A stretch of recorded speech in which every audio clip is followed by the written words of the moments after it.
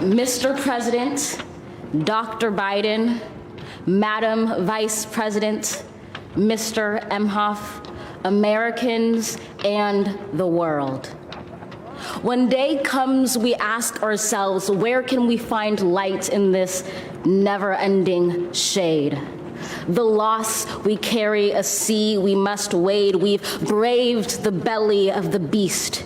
We've learned that quiet isn't always peace, and the norms and notions of what just isn't always just is.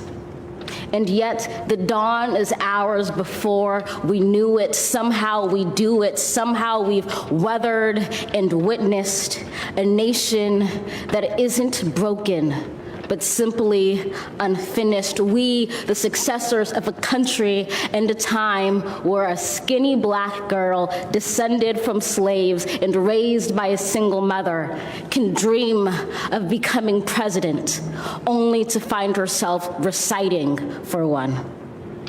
And yes, we are far from polished, far from pristine, but that doesn't mean we are striving to form a union that is perfect. We are striving to forge our union with purpose, to compose a country committed to all cultures, colors, characters, and conditions of man. And so we lift our gazes not to what stands between us, but what stands before us. We close the divide because we know to put our future first. We must first put our differences aside. We lay down our arms so we can reach out our arms to one another. We seek harm to none and harmony for all. Let the globe, if nothing else, say this is true. That even as we grieved, we grew, that even as we hurt, we hoped, that even as we tired, we tried, that we'll forever be tied together, victorious, not because we will never again know defeat, but because we will never again sow division. Scripture tells us to envision that everyone shall sit under their own vine and fig tree, and no one shall make them afraid. If we're to live up to our own time, then victory won't lie in the blade, but in all the bridges we've made. That is the promised glade, the hill we climb, if only we dare it, because being American is more than a pride we inherit. It's the past we step into and how we repair it.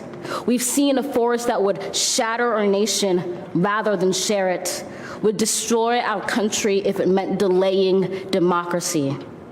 And this effort very nearly succeeded. But while democracy can be periodically delayed, it can never be permanently defeated. In this truth, in this faith we trust, for while we have our eyes on the future, history has its eyes on us. This is the era of just redemption. We feared it in its inception. We did not feel prepared to be the heirs of such a terrifying hour, but within it we found the power to author a new chapter, to offer hope and laughter to ourselves. So, while once we asked, how could we possibly prevail over catastrophe? Now we assert, how could catastrophe possibly prevail over us? We will not march back to what was, but move to what shall be, a country that is bruised but whole, benevolent but bold, fierce and free.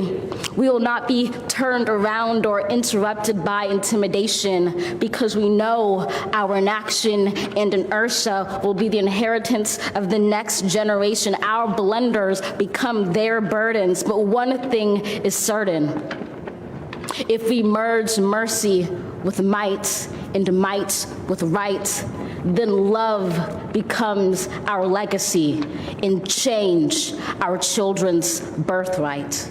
So let us leave behind a country better than the one we were left. With every breath from my bronze-pounded chest, we will raise this wounded world into a wondrous one. We will rise from the gold-limbed hills of the West. We will rise from the windswept Northeast, where our forefathers first realized revolution. We will rise from the lake-rimmed cities of the Midwestern states. We will rise from the sun-baked South. We will rebuild, reconcile, and recover in every known nook of our nation, in every corner called our country. Our people, diverse and beautiful, will emerge battered and beautiful. When day comes, we step out of the shade, aflame and unafraid. The new dawn blooms as we free it. For there is always light, if only we're brave enough to see it, if only we're brave enough to be it.